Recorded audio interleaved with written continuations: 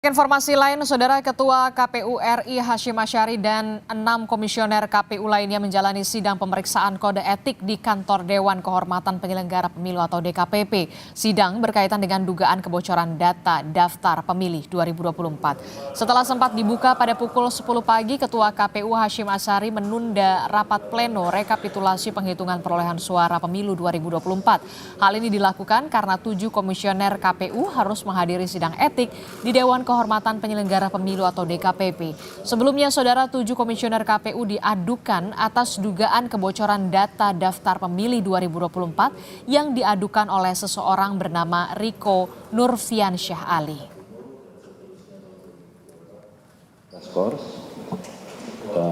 Nanti kita lanjutkan setelah kami selesai mengikuti atau menghadiri sidang DKPP. Demikian rapat pleno kita skor sementara.